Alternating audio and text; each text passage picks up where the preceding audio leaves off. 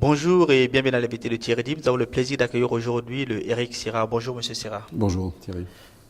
Vous êtes associé au sein de l'entreprise Blocap qui a été fondée en 2001 si j'ai bonne mémoire. Exact. Alors, compte tenu du contexte actuel aujourd'hui, vous êtes gérant indépendant, il faut déjà le noter. Est-ce que c'est un métier d'avenir? Tout à fait. C'est un métier d'avenir. Naturellement, le métier a quelques difficultés par rapport à ce qu'il était auparavant, pour deux raisons. La FINMA, en fait, va mettre en place une réglementation plus stricte d'ici 2017-2018. Et deuxièmement, le secret bancaire, évidemment, n'existe plus en tant que tel en Suisse. Ça veut dire que les ressortissants des pays européens, notamment, et États-Unis, ne peuvent plus ouvrir des comptes en Suisse sans qu'ils soient en conformité fiscale auprès de leur pays. Quelque part, c'est pas bien? Oui, je pense que personnellement, je pense que c'est une bonne chose. Évidemment, on est dans un nouveau monde, un nouveau paradigme, mais effectivement, à certains égards, ça simplifie bien les choses. Peut-être que vous devez ce métier, vous allez peut-être devoir vous réinventer alors. Tout à fait. Nous devons nous réinventer, puisque auparavant, on était simplement gestionnaire d'actifs.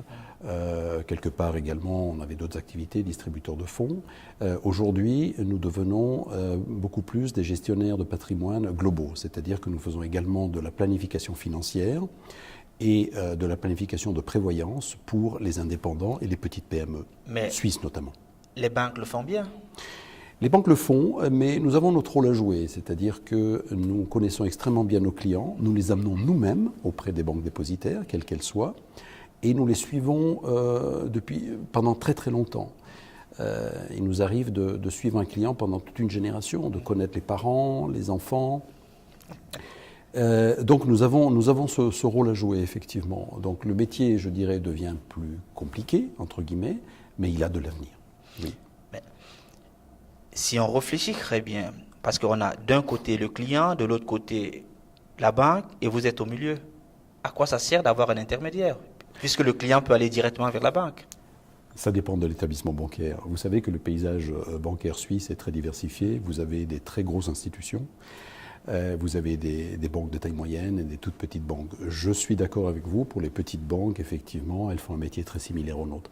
Mais imaginez les banques de taille moyenne et les grandes institutions, banques universelles. Vous savez, vous êtes un numéro dans ces banques.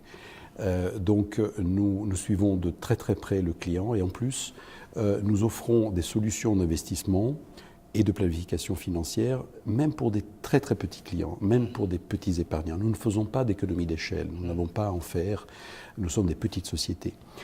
Très souvent, les banques de très grande taille doivent faire des économies d'échelle, doivent structurer leurs clients, et ce qui fait qu'évidemment c'est au détriment du petit client. Donc nous avons vraiment un rôle à jouer. Alors, ce n'est pas pour vous contredire, mais c'est juste pour faire comprendre une certaine réalité. Parce que d'un côté, on a ces gestionnaires indépendants tels que vous, on a peut-être des banques telles par exemple comme Bordier qui ont ce qu'on appelle des architectures ouvertes. Alors, pourquoi ne pas aller vers une petite banque telle que Bordier que d'aller vers vous? Je suis relativement d'accord avec vous. Si vous prenez cet exemple de banque, effectivement, si ce n'est que, imaginez qu'on amène nous-mêmes nos clients chez Bordier, précisément, puisqu'on travaille avec pas mal de banques dépositaires. Dans ce cas, le client nous sera fidèle. Mais je suis d'accord avec vous, c'est ce que j'ai dit tout à l'heure, les banques de petite taille, les banques privées de petite taille font un métier très similaire au nôtre. Et d'ailleurs, nous sommes des entrepreneurs, comme sont les associés des banques privées. On est au même niveau. Mais on est beaucoup plus petit, heureusement, qu'eux. Alors, on part toujours vers la suite de cette réflexion. Pour moi, je pense peut-être que pour vous réinventer, au lieu de vous réinventer, est-ce que ce ne serait pas plus simple d'avoir un passeport européen? Tout à fait. C'est quelque chose que l'on attend depuis longtemps. Je suis moi-même responsable de la commission éthique du groupement suisse des gérants indépendants, une association suisse créée en 1993 pour défendre les intérêts des gestionnaires et avec d'autres, ils travaillent sur la création d'un passeport européen.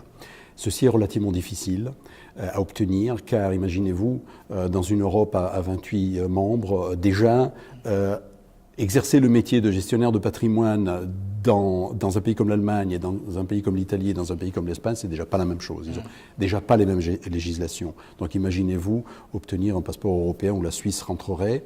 C'est idéal, évidemment. Ceci dit, nous pouvons déjà travailler sur des produits européens, comme le sont par exemple les assurances vie luxembourgeoises. On peut offrir ça à nos clients, notamment français. Nous attendons ce passeport européen avec impatience, c'est sûr. Est-ce à dire alors que les gestionnaires indépendants ont encore un avenir? Mais bien entendu, comme je l'ai déjà dit. Merci Monsieur Eric Sira pour ces explications. C'est moi qui vous remercie. Quant à vous, nous vous donnons rendez-vous très prochainement avec un nouvel invité. Au revoir.